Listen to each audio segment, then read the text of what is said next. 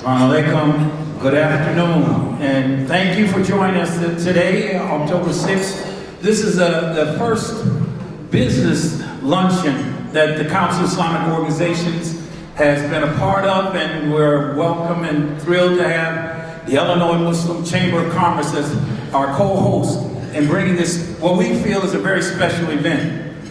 I want to start off my remarks by making it clear who we are. This is the council. This is our mission. This is our vision for the Muslim community here. And we looked at this particular event as another opportunity to build the network, and build a stronger community for all of us. Now, the next slide I want to quickly go to is, who are we? We are a federation of 73 different Muslim nonprofit organizations in northeastern Illinois. Between them, from a business point of view, like, hey, businessmen, here's a market. The average budget for our members is about $500,000, and with this number, so we're talking about $35 million as a potential base for you to take advantage of. The other thing is, I need you to look on your table. There's a multi-page pamphlet that can give you an idea of the scope of the involvement that the Council of Islamic Organizations has been involved. We have reached out to interfaith partners. We have reached out to government partners to establish who the council is, who the Muslim community is, and how we can be responsible civic partners. Well, this past month or 2 months ago, we had a meeting, almost like a summit, with the leaders of our member organizations. And they made clear to us what they want. What they want is resources.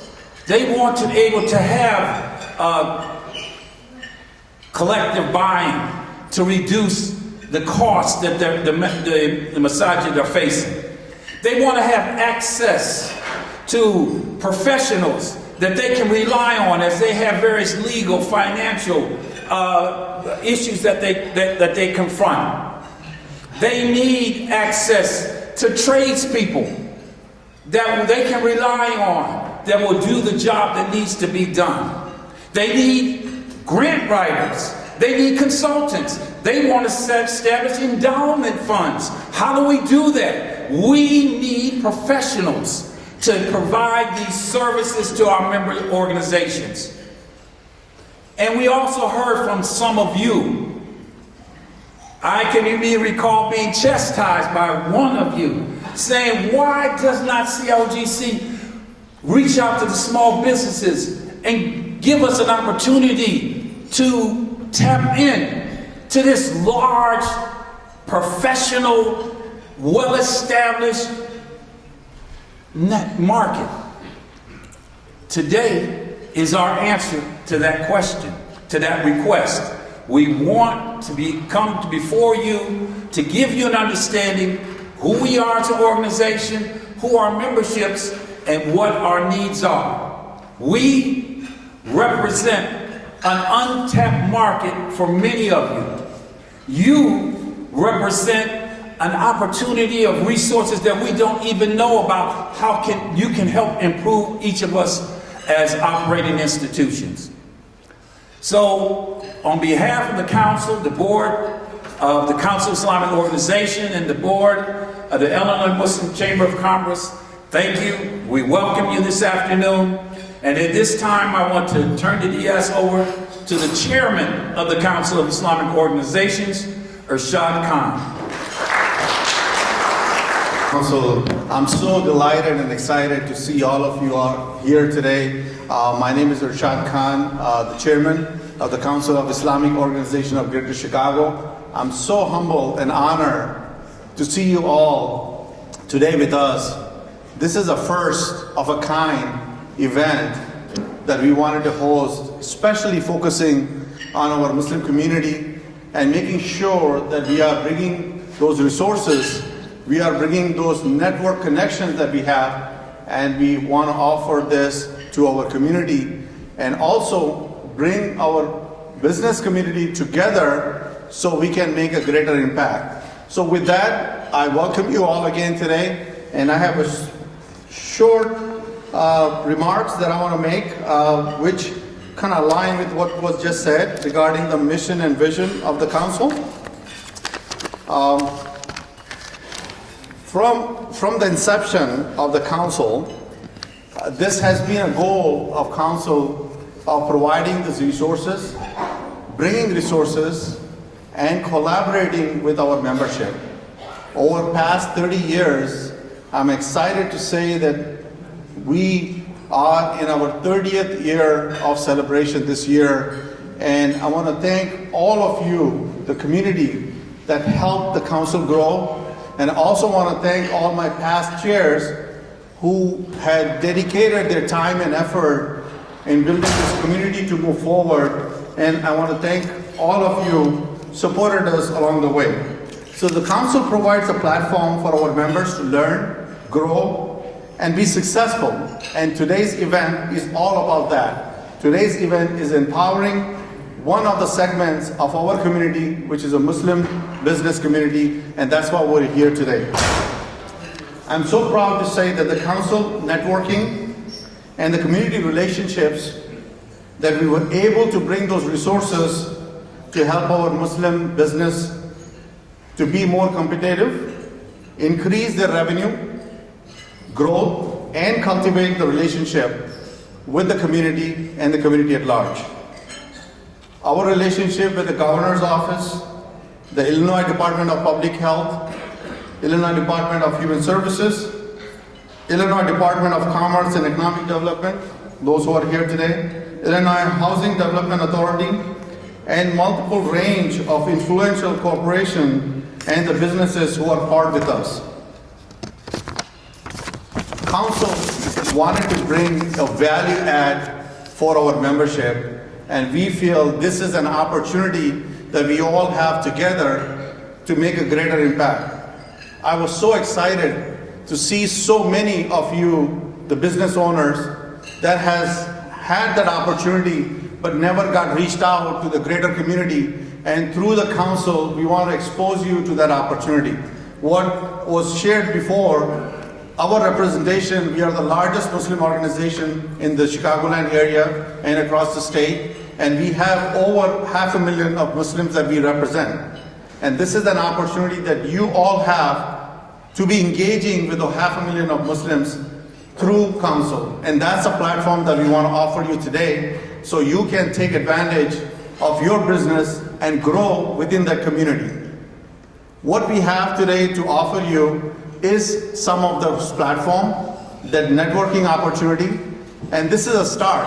I would call this is a journey to start, and inshallah, I'm hopeful that this is going to continue, and the partnership that we're going to build along the way is going to deliver a lot of the results that we were looking, you as a business owner, us as a community, and the council providing that platform to provide that resources for you. Our connection through the state government agencies, our networking opportunities, the training and education programs exclusive to the Muslim community, the grant opportunities that we have. Last few years we have embarked on those, and now we have converted those grants into helping and supporting our community. Over 1,000 families were supported through the grant, and we became the fiscal agent of providing that. Minority-owned businesses, we never had that opportunity to bring all of you together in one umbrella and make sure that you are taking advantage of what those offerings are for the minorities, and today we have a speaker to speak on that. The business assistance for the minority and female-owned, that is an untapped resource that we have that we never priced on, and this will be an opportunity to have this platform to utilize those resources. The other biggest asset that we have, that we represent, is our masajid. We have over 73 Islamic institutions, masajid, weekend schools, service organizations. These are a part of our member, what we are offering you today is opening the doors of your opportunity and your business opportunities working with them. And collectively, we will work together to bring those businesses to our community, and this will be a leverage through council that we want to offer that platform for you. There is so many opportunities are available. I'm sure you're aware of it. The state of Illinois has approved the Corona package, and each county have received a lot of funding. How many of us as a small businesses have embarked on that? This is the $12 million was given to DuPage. I think those numbers are right. $17 million was for the $170 million for the Cook County, and $121 million were given to the Lake County. How many of those grants our community is utilizing it? And that's a platform that we want to offer through us to reach in those areas and seek those grant opportunities so you can grow and we can grow with you. And that is the reason why we wanted to have this journey with you today. And I'm so humbled and honored that you are here today to start this journey with us. And I'm so thankful for Illinois Muslim Chambers of Commerce to tag along with that. They are already doing an amazing job. We are just strengthening these organizations who are already doing this great job to tag along with us, so this way we can make a greater impact. With that, I really do want to take this opportunity to thank our guests today. I really look forward for your partnership. And we have from Illinois Department of Commerce, Diana, thank you. Manny Lopez, thank you. And also we have Illinois Commission of Equity and Inclusion, Kelly Keys is here with us, so thank you for joining with us. And also our good friends from Illinois Department of Homeland Security, Mr. White there, and Mr. Khan, and their partners there. Thank you for joining with us.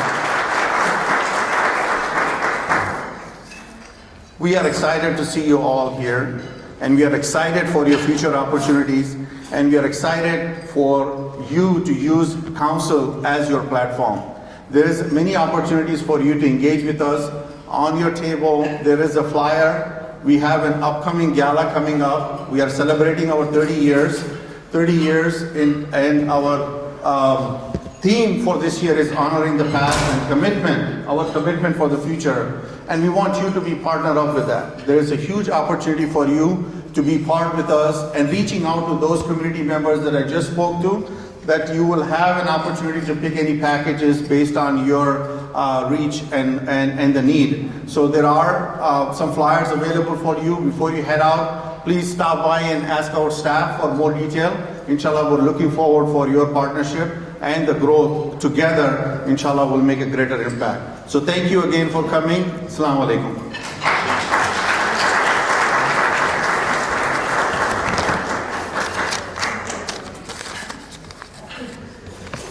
Assalamu alaikum, everyone. So 3 years or so ago, exactly 2.5 years ago, some of us, some brothers and sisters, we got together and we thought about starting a new organization to connect our businesses, and that is Illinois Muslim Chamber of Commerce. Right after we started, COVID hit us. We were doing monthly meetings, monthly lunch meetings, and around like after the third or fourth meeting, we were hit by COVID, and after that, like we had to take a break.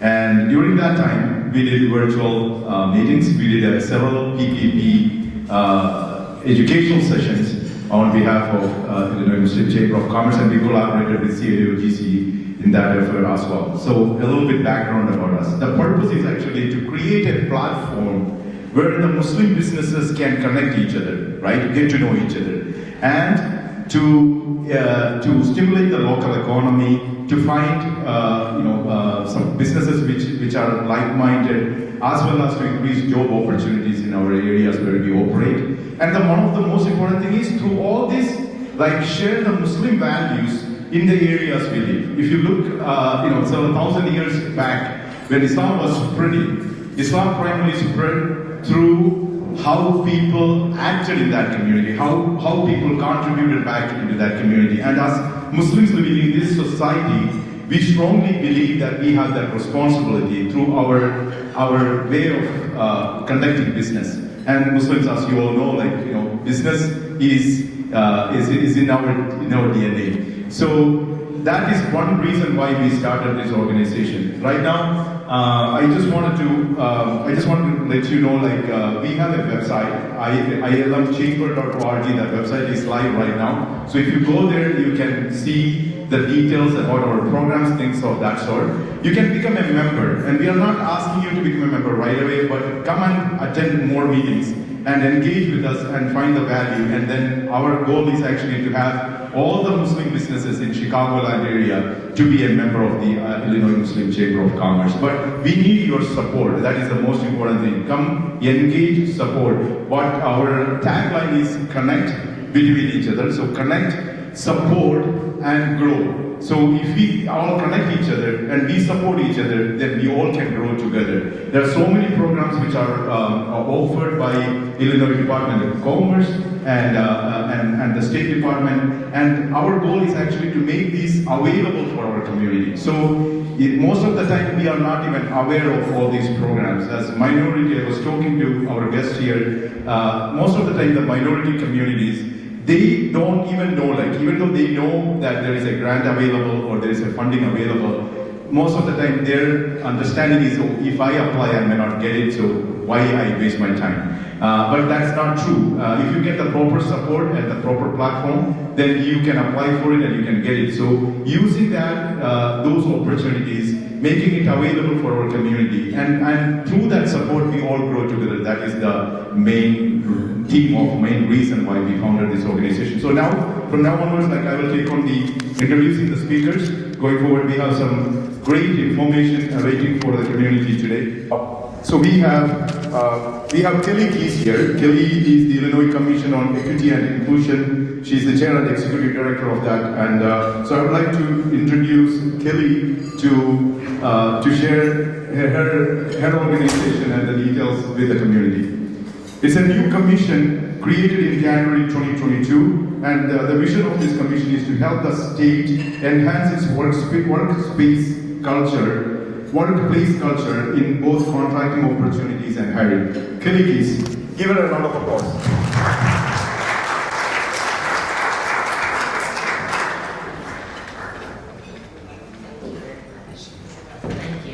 I tried to write that really small and in a confusing fashion so he would make me look good no matter what I said when I came up here. I'm really appreciative to have been invited today. Our commission, as he said, was started on January 1st, 2022. And I was talking to my state employee cohorts there, and I was saying there are two types of people that join commissions. There are people that sit down, think about the issues, and do the work, and think it through and think about how to make it work best. And then there are people that come out and are constantly talking to everybody. I'm the second, no, I'm the first. Which is why most of you probably have not seen me nor heard of me, because I've been in the office getting our phone lines turned on, getting every chair. We are 51% short-staffed right now, so we're all wearing a number of hats. But our flagship program is extremely important. Our commission was created because the Illinois Black Caucus decided that the state needed to realize the governor and their perspective when it comes to increasing equity and inclusion as it relates to state hiring. Let me say that again, because I don't see a lot of people that look like me in leadership positions or that look like you in leadership positions. Equity in hiring as well as state contracts. And let's not even get to the ridiculousness of state contracts just yet. So, our flagship program is the Business Enterprise Program. I know that the program has come here before, and we have talked to you guys about what it is and what it does and how it works and how it's supposed to help. And then, disgustingly, what we have is only 3,877 minority women, veteran-owned, and persons with disability-owned businesses in a state with 102 counties. That is not enough. That is not enough. That is not enough. We're talking about $60 billion worth of business. That is not enough. Shame on us, the state. Shame on us. So our commission is sitting down and we're retooling every aspect of the Business Enterprise Program. Has anybody in here tried to get certified as minority or women-owned or veteran-owned or persons with disability-owned business? It was awful, wasn't it? Exactly. I'm sorry.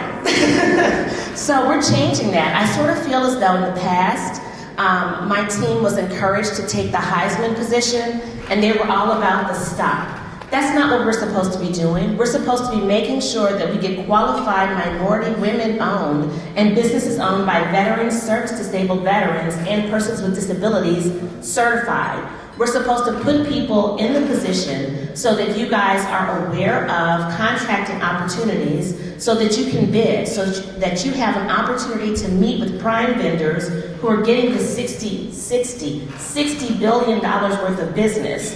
It's got to stop. When I first came into this role on January 1st, we had 1,264 minority, women-owned, persons with disabilities, I have to say it in a row, veterans and service-disabled veteran-owned businesses with contracts. That is it. 1,264. That is not enough. So I say to you, give us a little time. We are retooling things. We're changing the mindset of the hearts and minds of the people that we've inherited from CMS, the program, because we've got to retool all of it. We've got to retool it from the compliance department as well. Probably the certification department had you submit 5 different types of paperwork, and then after 9 months told you no. Is that what happened? Yes. We've got to stop that. If the answer is no, then let's get it out of the way. If the answer is not no, or if the answer is maybe, let's actually, I don't know, tell people the truth. Let's be honest. So we are retooling every aspect of our operations. Please be patient with us. And we're also staffing up. So I could go through the ins and outs of certification. It's on the website. You can read it, and I intend to be changing it to make it better. And I really am glad to be able to be here so that I can become a partner and come back and bring my team back to walk you guys through how it's going to work in the future. I do want to tell you about one thing that we have been able to do. We just created a CBEP program, which is a state-enhanced BEP enrollment. That means any business that's already certified by the city or the county as a minority, women-owned, persons with disability-owned business has the opportunity to have their business enterprise program certification activated. So as I speak, I have staff people that I'm paying overtime to as soon as the day ends, registering people today so that 844 businesses get their automatic registration that tags onto their city and county registration. It's called CBEP. We will get a press release out about it, but I told you guys, I'm the first type. I'm the person that sits in the office, that thinks it through, that talks it through, that maps it out, that counts the money and counts the pennies. And so the talking about it in the public comes after I'm in a position where I can do something and make it better. So thank you very much for your attention, and I look forward to coming back and sharing more details.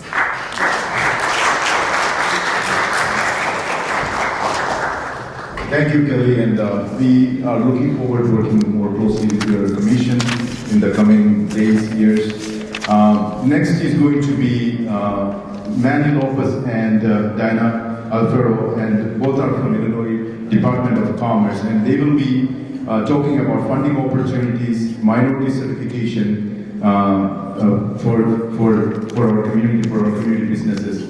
Just a little bit about Manny. Manny is the Northeast Regional Economic Development Manager for the Northeast region of the state of Illinois. As a member of Team Red at DCEO, Manny helps businesses, communities, and workers learn about different state resources and are available to assist them. And about Diana Alfaro, who serves the state of Illinois as the Latinx Business Development Manager for the State of Office of Minority Economic Empowerment at the Illinois Department of Commerce and Economic Opportunity. They both are great friends of our community, have been helping us out in several initiatives in the past. They have, if you remember, if you have attended the PPP seminars in the past, they have attended, they have helped us out. So I'd like to welcome Manny and Diana to the stage. Thank you. For allowing us to be in this space. Before we go ahead and get started, raise your hands, how many people know about the Illinois Department of Commerce and Economic Opportunity, also known as DCEO? So a small handful. No. Okay, so we're great. We're excited to be here. So now you will all know about DCEO. Go ahead and start. The other presentation. Yeah, not this one. This one. Well, in the meantime, I'll share that the Illinois Department of Commerce, and oh, there it is. So we'll go ahead with the agenda a little bit, just to give you a roadmap, as Andy was saying, of what we're doing today. We're going to be talking about a little bit of, although we're from the state entity, the Department of Commerce and Economic Opportunity, also known as DCEO, there are a number of different offices that do a number of different things. So we're going to explain what our two offices do, and then we'll go into funding, about loans and grants, who doesn't want money, especially when you don't have to pay it back, right? Technical assistance, who can assist your business, and then we'll do a snapshot of a little bit of what Kelly was talking about on getting certified. And then She's the expert. Yeah, Kelly's the expert. Next slide, please. Okay, so to start off, who we are and what we do.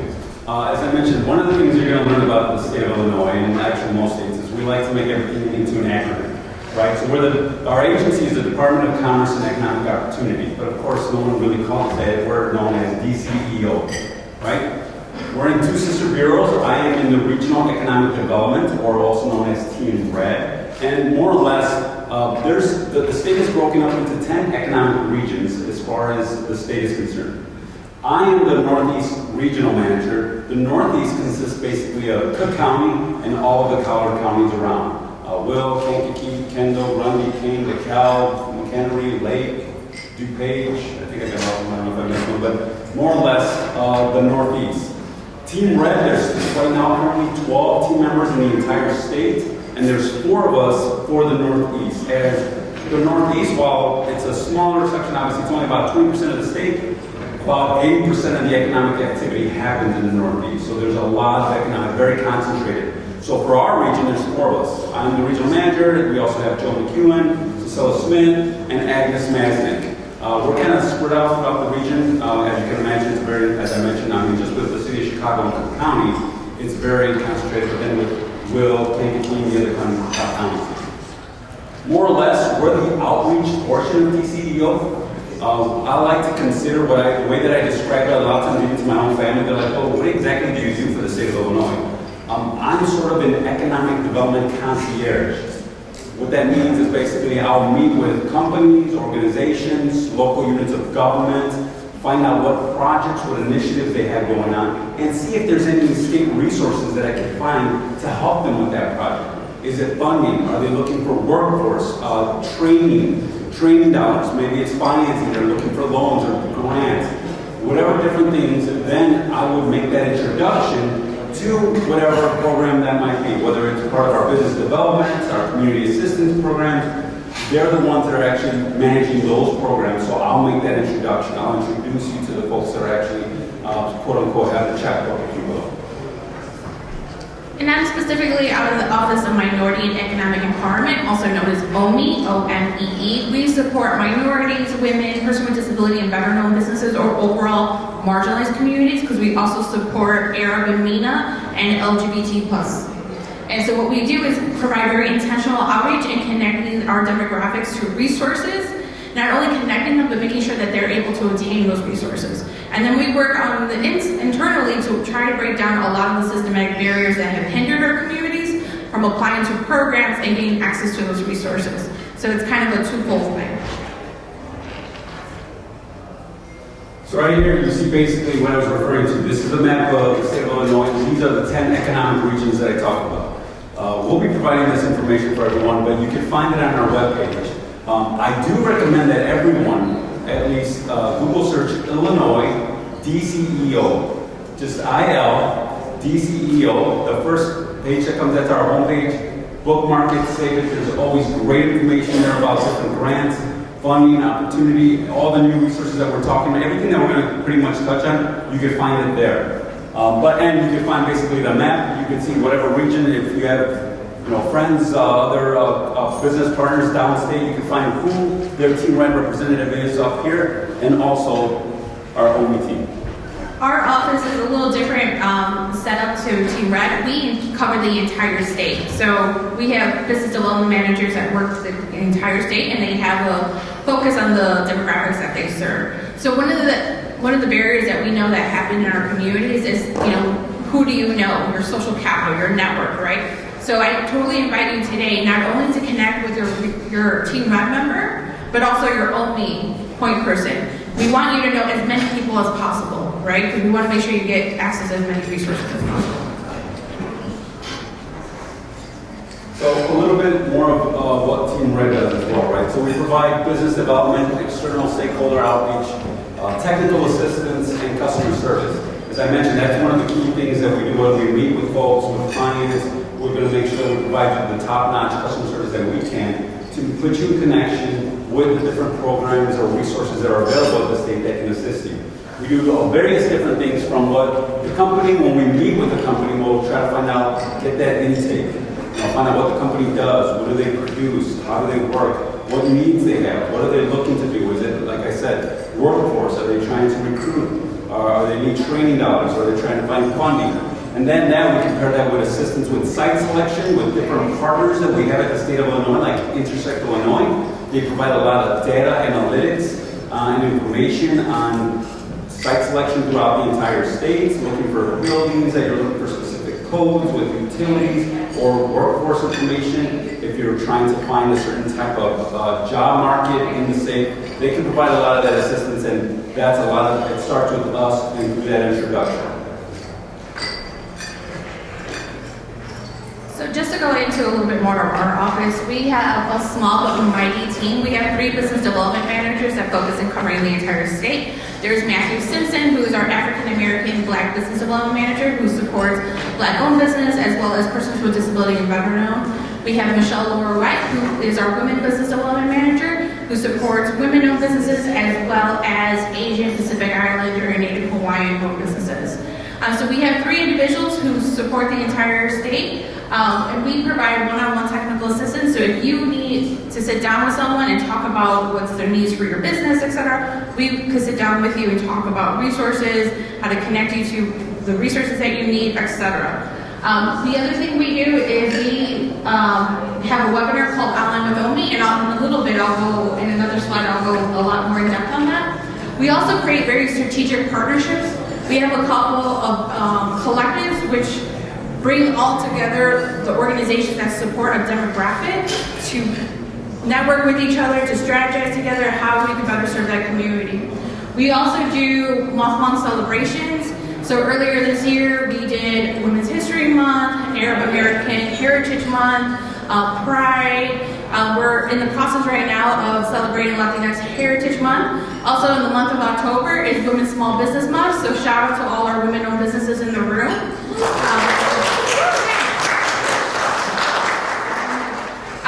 And we're also celebrating Manufacturing Month, so we do a lot of month-long celebrations and to highlight and to uplift those communities. And then again, we do a lot of equity-centered programs and try to break down a lot of the barriers internally to make sure we try to give as much access to the communities that we serve and make sure that the information, again, is attainable. So we have 3 business development managers, and then we have 2 grant managers. Our office has our own grant program, which in another slide I'll go a little bit more in depth. And we also do the cannabis equity program. So anyone that's looking to get into cannabis, we do technical assistance on that part as well. So now funding.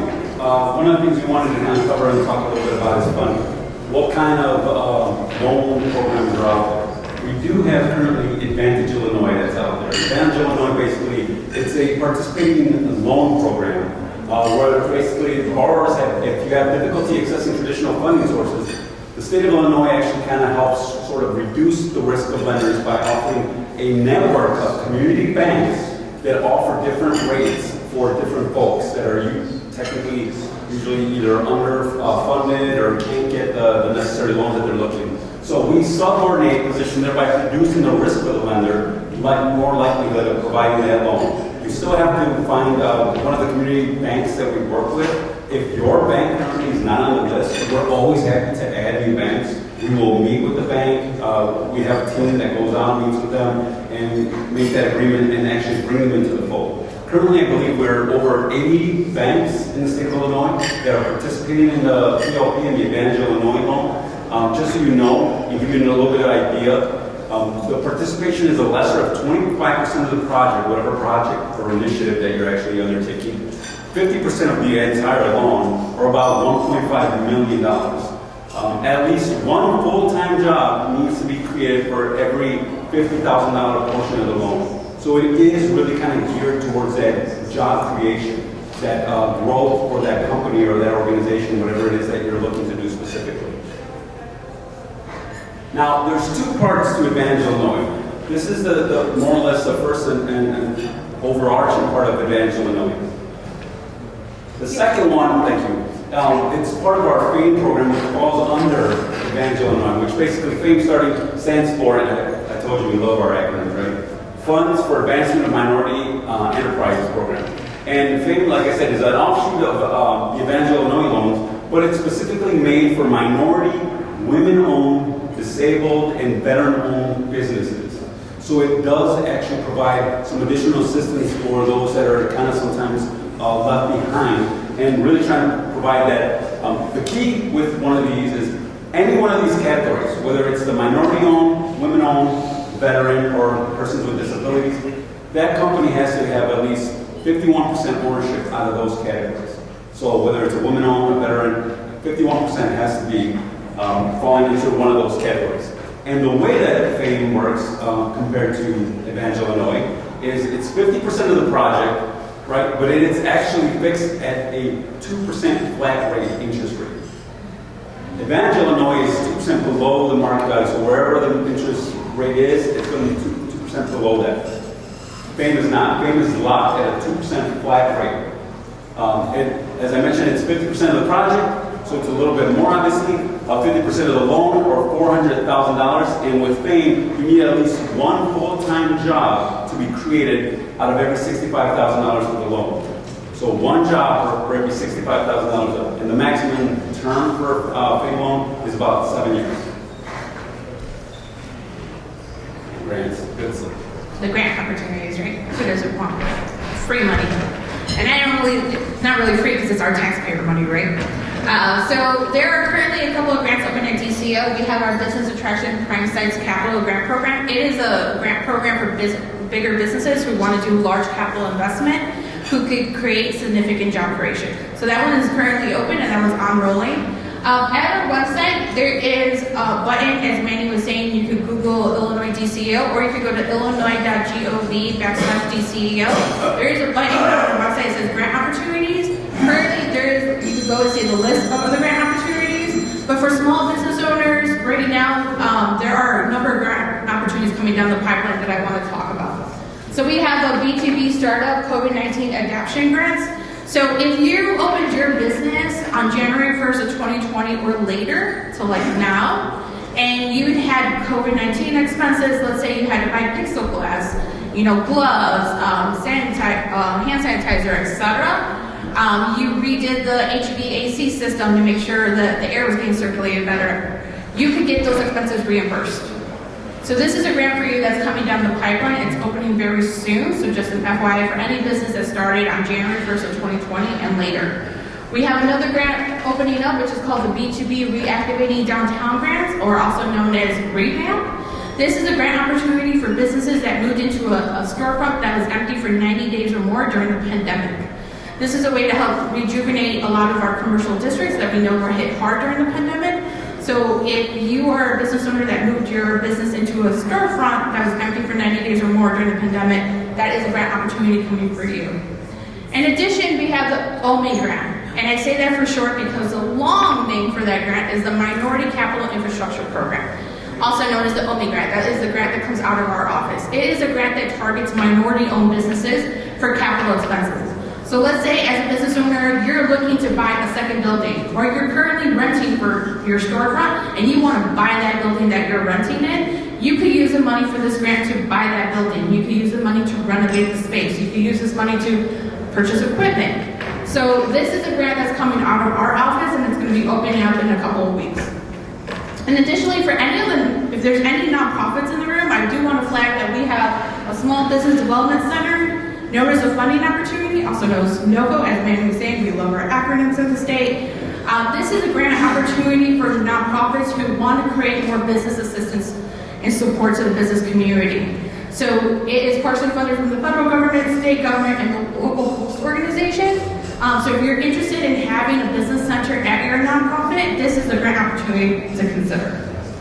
In addition, the first Wednesday of every month, our office has what's called Online with OMI. It is a webinar that all the business development managers do together to share information to business owners on what's currently available at the federal government, what's currently available at the state government, local government, private resources. We do that research for you in order to give you access to that information. We don't claim to have an exhaustive list, but we have a really good list. For instance, any businesses in here are in Cook County? Yeah, a couple of businesses in Cook County. Do you know that Cook County just opened a grant earlier this week? It's called a GROW grant. So if you're in Cook County, you definitely want to check that out because that just opened a couple of days ago, and the deadline is October 31st. We share information like that, what is currently available out there, in order to help you get that information so you don't have to do so much research. In addition, we just wanted to share with you, if you're looking for federal grants, there is a really good website called grants.gov that gives you a list of what's currently available at the federal government. And if you haven't participated in the OMI Online, I definitely recommend that you do because they provide a lot of great information. Yeah.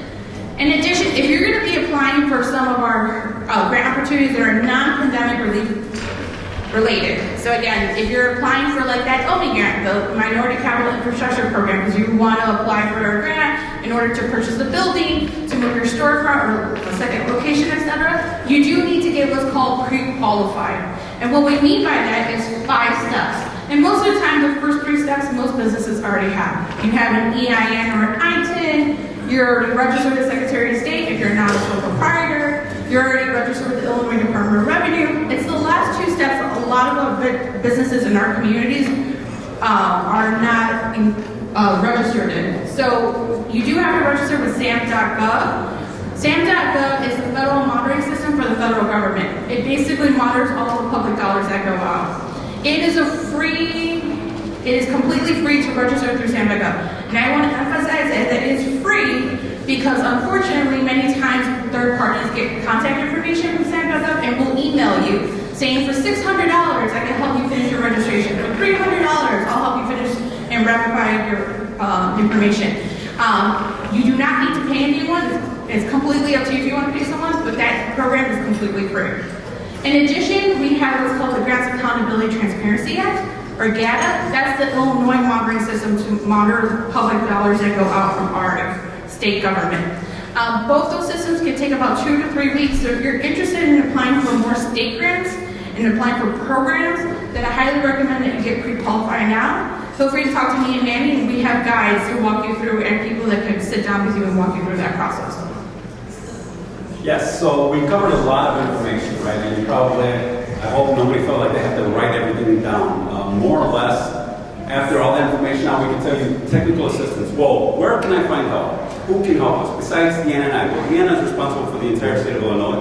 I'm responsible for a portion of the whole Northeast. There's not a lot of us that can be able to go sit down. So where can I actually get the help?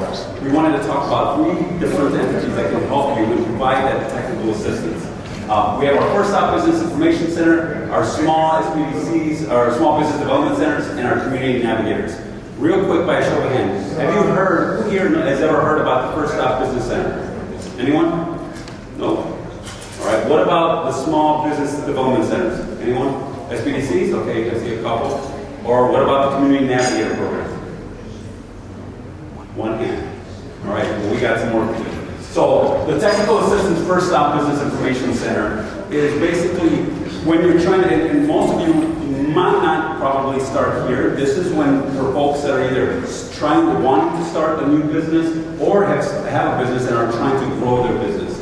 First Stop provides a lot of resources for entrepreneurs, businesses to obtain comprehensive regulatory permitting information. Do I need a license for this? When you're trying to either expand, are you going to be providing food? Are you doing retail? What do I have to be registered for? They provide a lot of that great information. More or less, there's a handbook starting your business in Illinois.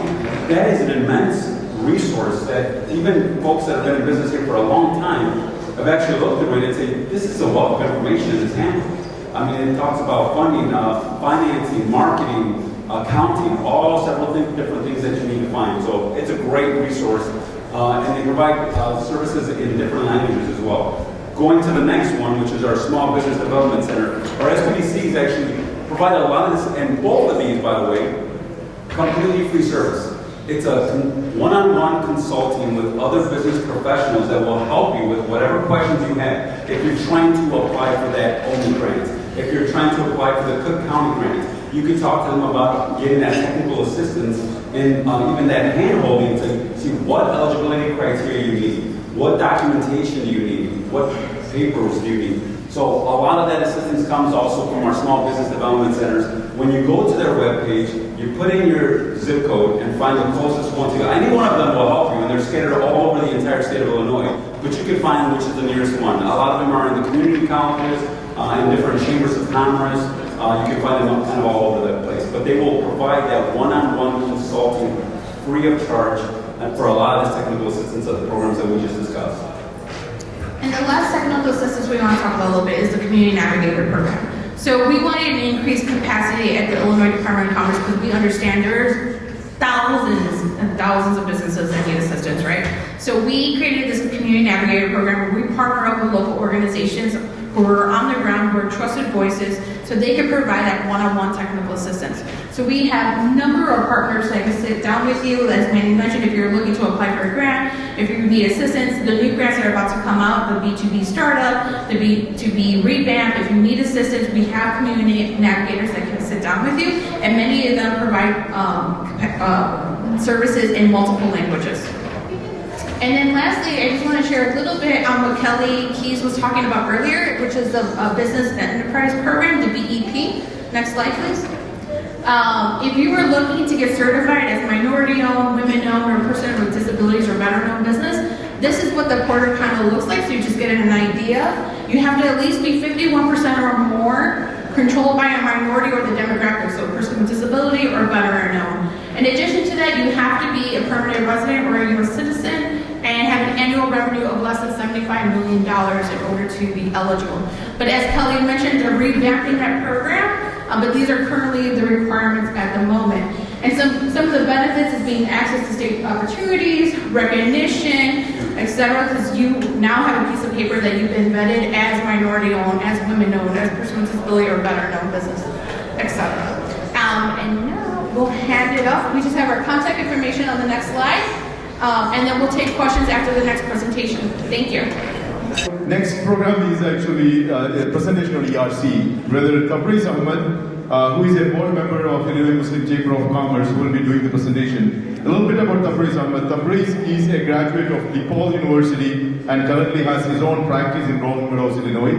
He has a team of 13 staff members, and they have helped individuals and businesses with accounting, payroll, and taxes for the past 15 plus years. Most recently, he has been helping businesses and nonprofits qualify for the ERC to get in anywhere from 30K to 300K from the IRS. So let me welcome my dear brother Tabriz Ahmed. And after this, we will have a combined Q&A as a panel discussion with Manny, Diana, and Tabriz. Assalamu alaikum, and good afternoon as well. All right, so inshallah, I'll be speaking with you guys regarding ERC, which also stands for the Employee Retention Tax Credit, right? So before we go ahead and get started, we want to actually first take a big round of applause to our two sponsors for the afternoon, the Council of Islamic Organizations of Greater Chicago, also known as CIOGC, as well as the Illinois Muslim Chamber of Commerce. Again, it's actually very vibrant to know that, hey, we all came here, no cost to all of us. Alhamdulillah, we had great lunch. Again, so it's those two organizations that have picked up the tab on all behalf of us. So thank you to both of you. Again, in terms of a disclaimer, whatever I'm speaking today, it's not legal advice. We're not held by client confidentiality. If you guys would like any sort of personal advice, reach out to me individually. Right? So once upon a time, what happened? So sometime in January and February of 2020, the pandemic hit, right? Coronavirus came into the USA as well as all around the world. So in response, people stopped going out. We were all scared. we had no idea what the heck was going on, so we all buckled down at home, right? People were running out of toilet paper, water, whatever you wanted to go ahead and grab, we grabbed it and we stayed at home. So in response, a lot of the state and federal and state and local governments had a mandate to go ahead and shut down for businesses as well as people in that regards. That had a ripple effect in terms of the economy and the businesses. So what Congress did was they threw tons of money at us, right? To the individuals, where we all got stimulus money, free money for you and your children, with round 1, round 2, and then even round 3, if you qualified. And then for businesses, the biggest free money that the Congress threw at us was PPP, right? The Paycheck Protection Program. If you were a small business, you could have taken advantage of that, and majority of us did. In addition, there was one more program that is still around that Congress threw money at the start of pandemic, which was called the ERC, right? It stands for the Employee Retention Credit. So what this is, again, I have a bunch of slides. I'm actually going to try to run through some of them in a little bit quicker fashion because of time.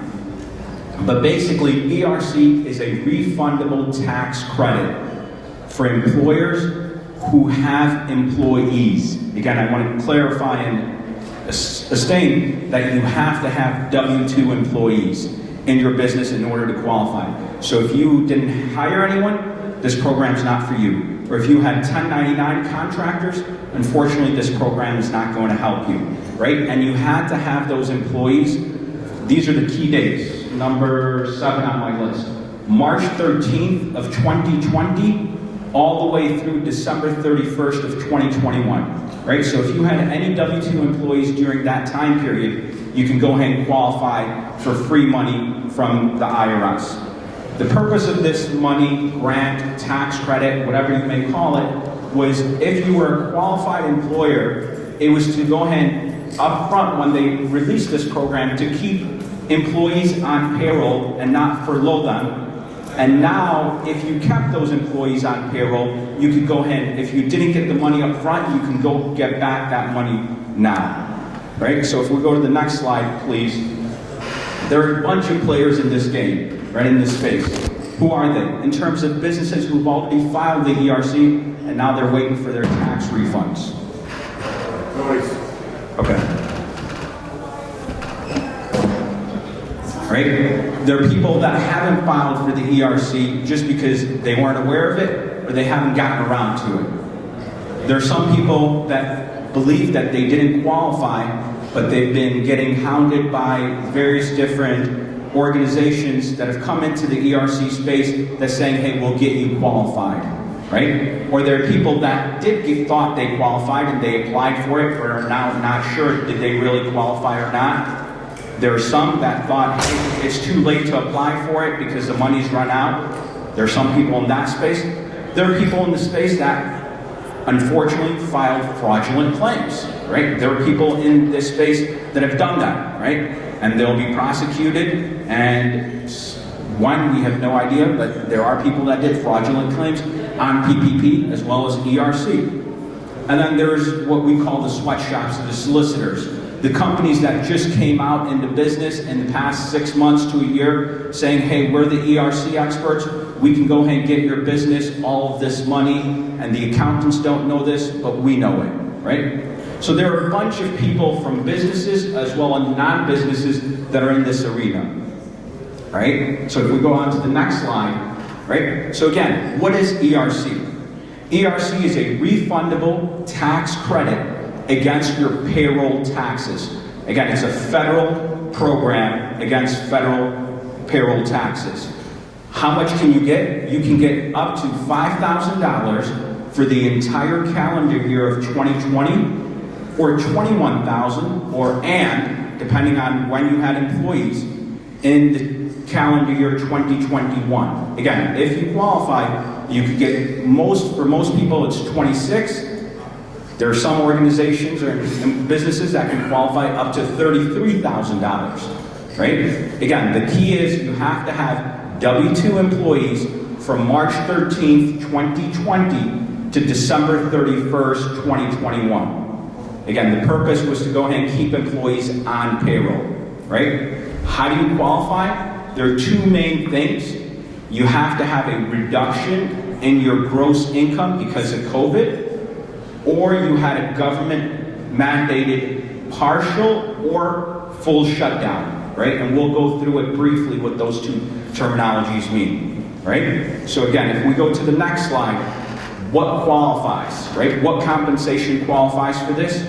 Did the organization pay W-2 wages and health insurance costs in 2020 and 2021? If you say yes to that question, then there's a chance you may qualify, right? Again, only W-2 employees qualify. Just because you have W-2 employees doesn't mean you automatically qualify, right? If you had employees in 2019, that means unfortunately you don't qualify. If you have employees that you paid from January through March 12th, that doesn't qualify. Or if you have employees now in calendar year 2022, that doesn't qualify, right? If you're just a sole proprietor and you don't have any employees, but you have self-employment wages, that doesn't qualify. Or if you're an S-corp owner and you have yourself on payroll, or your wife, or your children, or your relatives, unfortunately those wages don't qualify, right? The next one, again, we have a little cheat sheet in terms of what can go ahead and qualify. I'll kind of talk through it briefly. Again, the two biggest ways to qualify, the easy one is if you had a reduction in your gross revenue, right? So there's 3 different qualification periods. Unfortunately, the IRS doesn't make it easy to go ahead and get the free money.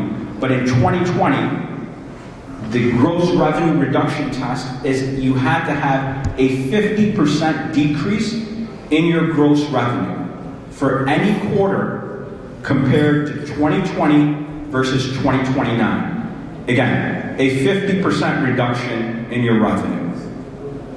If you didn't have that, then you could still qualify if you had a partial or fully government mandated shutdown, right? For all the masajids out there, we qualified, right? Because majority of us, well, I shouldn't say all, majority of us, we had a government mandate shutdown, right? In Illinois, most people will qualify because we had a government mandate shutdown. For example, in the state of Florida or in the state of Texas, they didn't have that much of a government mandated shutdown, right? So in the state of Illinois, even if you don't qualify on the gross revenue reduction, you could still qualify based on the government partial or fully suspended shutdown, right? Those are the 2 key takeaways that I want you to go ahead and take. In 2020, you have to have a 50% reduction in your revenue for any quarter, or you have a shutdown.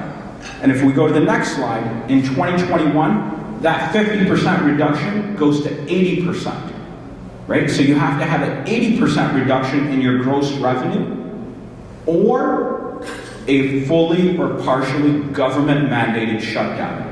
Again, here in the state of Illinois, we had a shutdown till about almost end of second quarter of 2021 by the government. So you'd automatically qualify, assuming you had that partial or fully shut down by the government for all the way from Q2 of 2020 to Q2 of 2021. All right? So if we go to the next slide, not in detail, but what is a fully suspended shutdown, right? That means your business was closed in full or part by the government mandated shutdown order, right?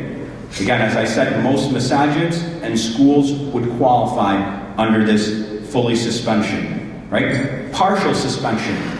There's a lot more than what I have on my slide, but again, did you have a disruption in your supply chain? For example, let's say you own an auto shop, right? And you couldn't get parts from the manufacturer because there was a disruption in the supply chain. That had a ripple effect on your business and your customers, so therefore you had a partial shutdown and you were impacted. You had a reduced hours in your business, right? Before you were open from 8 a.m. to 8 p.m., now you have to go ahead and cut those down. You had a partial shutdown. You had a reduction in your services that you provided, right? You weren't able to travel. You weren't able to attend, right? It's not just, hey, all of my employees went now we're all working remotely. Just because you're working remotely doesn't mean you qualify, because we're still working, right? Or, hey, I couldn't grow my business because of COVID, right? I couldn't attend the conferences. I couldn't, if you have an AV business, I couldn't do AV shows, hence I couldn't grow my business, so I was impacted, right? The next slide. So how much can you get, right? So again, different qualifications for 2020 and 2021. In 2020, the max you can get is 50% of $10,000 for each one of your employees, right? So for example, if you paid your employee $12,000 for the year and your business qualifies, you get $5,000, right? Again, the max wages for any one employee is up to $10,000 and you get 50% of that back. Or let's say you have an employee and you only paid them $6,000 for the entire year. You could only get $3,000 back on that one employee. So if you had two employees where you paid $12,000 and $6,000, you could go ahead and get $5,000 and $3,000, right? So the max you could get is $18,000. Even though you had $12,000, you can't take that extra $2,000 and tack it onto your next employee. That's for the entire year, right? So regardless, for first quarter you may get a few thousand, and a few thousand, max of $5,000 for the entire year. In 2021, when the mandate and the COVID still continued, the IRS and the government became a lot more generous. What they said is now you could get 70% of the first $10,000 of wages per employee per quarter, right? So I want to go ahead and clarify. In 2020, it was $10,000 per employee for the entire year, and then 50% of that, and in 2021, $10,000, 70% of that, so that's $7,000 cash back for the first 3 quarters. So that's $21,000 of cash back, right? Even in Q4, if you had what we call a recovery startup business, you could go ahead and qualify in Q4 as well, right? But for majority of the businesses, it's up to $26,000, or if you had a recovery business, which basically means if you started your business right at the start of the pandemic, after February 15th, 2020, and you qualify, you could get up to $33,000 because you qualify in Q4 as well, right? Well, what effect does this have on your income tax, right? So fine, we apply for the tax credit, we get it. What does it mean? Because now I'm a for-profit business. Well, what this means is you have to go ahead and report that as what we call income, right? So basically, if you go ahead and get ERC for the tax year of 2020, and you applied 3 months ago, you apply now, and you get the money in 22, you actually have to go back and amend your 2020 business tax return to go ahead and reduce that credit by the amount of wages that you paid, or to take it as income in other terms. So you're amending your business tax returns. And then if you're a partnership or an S corp, those K1s will flow through to your personal taxes, and you have to amend your personal taxes and then pay additional tax, right? Either way, at the end of the day, you come out on top, right? So again, just know that this is free money, but it's also taxable money. How do you apply? Relatively easy, right? You have to go ahead, it's a payroll thing, so you have to file what we call 941Xs or amend your payroll tax returns.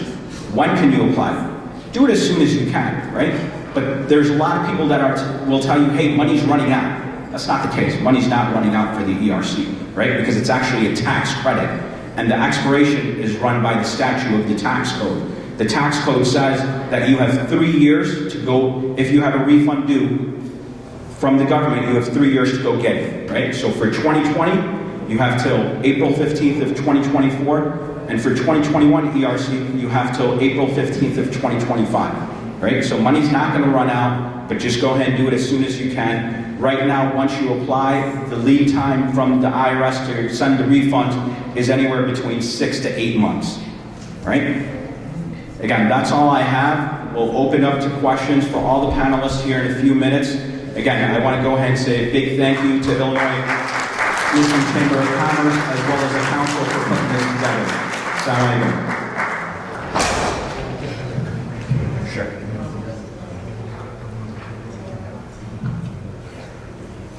Okay, they want to come on the stage and we can take all 3 questions at the same time. Okay, no problem. Once again, big round of applause to Brother Fabrice.